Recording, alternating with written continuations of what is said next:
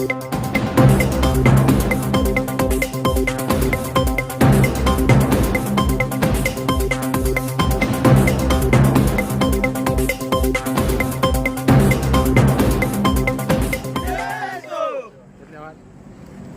राजू ठाकरेंचा विधू साहब आगे बढ़ो, हम तुम्हारे साथ हैं। विधू साहब आगे बढ़ो, हम तुम्हारे साथ हैं। महाराष्ट्र निर्माण सेनेचा विजय असो, महाराष्ट्र निर्माण सेनेचा विजय असो।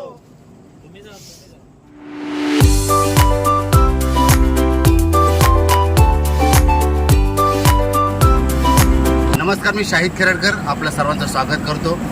महाराष्ट्र नवनिर्माण सेना हे पक्ष आपल्या महाराष्ट्रामध्ये माहिती आहे, मराठी माणसासाठी, मराठी माणसाच्या अस्मितेसाठी लढणारा पक्ष म्हणून आपण पाहतो। राजसाहेब ठाकरे यांच्या नेतृत्वाखाली गेले अनेक वर्ष या पक्षाची घोडदौड चालू आहे। राजकीयदृष्ट्या एक सक्षम पक्ष म्हणून मानला जातो आणि मराठी माणसाच्या घेतल्या सामान्य माणसाच्या हक्काधिकारासाठी लढणारा, झगडणारा असा हा पक्ष आहे। आणि याच पक्षाचं रत्नागिरी जिल्ह्याचं जिल्हाध्यक्षपद ज्यांच्या पदरात पडलेलं आहे ते आत्ता आपल्या समेत आहेत, ते म्हणजे सन्माननीय जितेंद्र चव्हाण साहेब, ज्यांचं स्वागत करण्यासाठी त्यांचे सर्व कार्यकर्ते चिपळूण रेल्वे स्थानकावरती आलेले आहेत। आणि जितेंद्रभाई चव्हाण यांच्यावरती अभिनंदनाचा वर्षाव होत आहे। एक सक्षम, एक अभ्यासू आणि खऱ्या अर्थानं या सगळ्या सामाजिक चळवळीमध्ये वावरणारा व्यक्ती म्हणून त्यांच्याकडे गेले अनेक वर्ष समाज पाहतोय। मात्र आज त्याला हे पद मिळालेलं आहे। गेल्या काही वर्षामध्ये या पदाने त्याला हुलकावणी दिली होती, मात्र आज पुन्हा एकदा हे पद त्यांच्या पदात पडले। आपण त्यांच्याकडून जाणून घेऊया की पहिल्या त्यांच्या भावना काय आहेत। चिपळूण नगरीमध्ये आल्यानंतर नेमकं काय त्यांना वाटतं की हे सगळे त्यांचे मित्र आलेत। चव्हाण साहेब, तुमचं पहिल्यांदा अभिनंदन।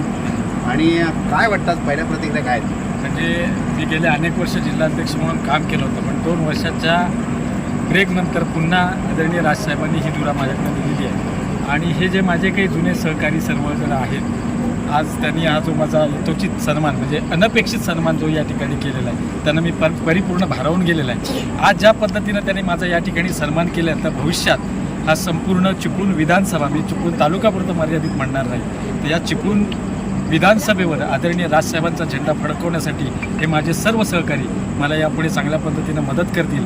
आणि राजसाहेबांना अभिप्रेत असणारा आमचे मतदारसंघ आम्ही या ठिकाणी घडवू, असं या ठिकाणी आम्ही वचन देतो। नक्कीच आता तुम्हाला जिल्ह्याची धुरा सांभाळायची आहे, म्हणजे तुम्हाला नवी टीम, नवे शिलेदार, नवे दमदार म्हणा, दमदार असे तुम्हाला सगळे सहकारी अभिप्रेत आहेत। कसं तुमचं पाऊल असेल पुढचं? मुळात आज आदरणीय राजसाहेबांनी पद दिल्यानंतर पुन्हा एकदा मार्गदर्शन केलं। गेल्या अनेक वर्ष पक्ष स्थापनेपासून आपण त्यांच्या मार्गदर्शनाखाली काम करतो।